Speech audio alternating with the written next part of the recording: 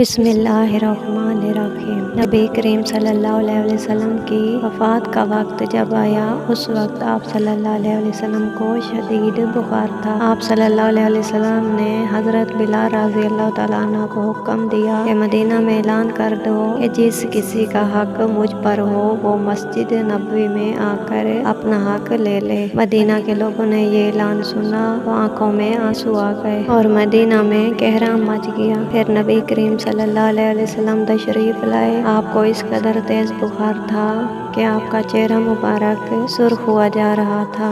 آپ صلی اللہ علیہ وسلم نے فرمایا، تمہارا کوئی حق مجھ پر باقی ہو تو وہ مجھ سے آج ہی لے لو۔ میں نہیں چاہتا کہ میں اپنے رب سے قیامت میں اس حال میں ملوں کہ کسی شخص کا حق مجھ پر باقی ہو۔ یہ سن کر صحابہ کرام کا دل تڑپ اٹھا۔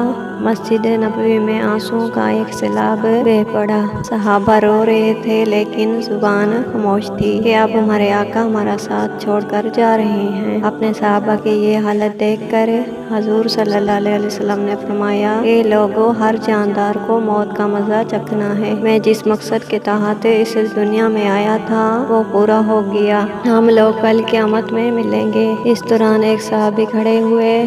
روایتوں میں ان کا نام عکاشہ آتا ہے۔ عرض کیا، یا رسول اللہ، میرا حق آپ پر باقی ہے۔ آپ جب جنگ احد کے لیے تشریف لے جا رہے تھے تو آپ کا کوڑا میری پیٹھ پہ لگ گیا تھا، میں اس کا بدلہ چاہتا ہوں۔ یہ سن کر حضرت عمر کھڑے ہو گئے اور کہا، کیا تم اللہ کے رسول سے بدلہ لوگے؟ کیا تم دیکھتے نہیں آپ صلی اللہ علیہ وسلم بیمار ہیں؟ اگر بدلہ لینا ہی چاہتے ہو تو مجھے کوڑا مار لو، لیکن حضور صلی اللہ علیہ وسلم سے بدلہ نہ لو۔ یہ سن کر آپ صلی اللہ علیہ وسلم نے فرمایا، اے عمر، اسے بدلہ لینے دو، اس کا حق ہے۔ اگر میں نے اس کا حق ادا نہ کیا تو اللہ کی بارگاہ میں کیا منہ دکھاؤں گا، اس لیے مجھے اس کا حق ادا کرنے دو۔ اس کے بعد آپ صلی اللہ علیہ وسلم نے کوڑا منگوایا اور حضرت عکاشہ کو دیا اور کہا کہ تم مجھے کوڑا مار کر اپنا بدلہ لے لو۔ حضرات صحابہ کرام یہ منظر دیکھ کر بے تحاشا رو رہے تھے۔ حضرت عکاشہ نے کہا،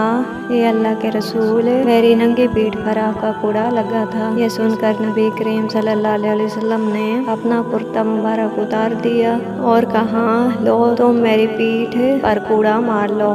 حضرت عکاشہ نے جب اللہ کے رسول صلی اللہ علیہ وسلم کی مبارک پیٹھ کو دیکھا تو کوڑا چھوڑ کر جلدی سے آپ صلی اللہ علیہ وسلم کی مبارک پیٹھ کو چوم لیا اور کہا، یا رسول اللہ، میری کیا مجال کہ میں آپ کو کوڑا ماروں؟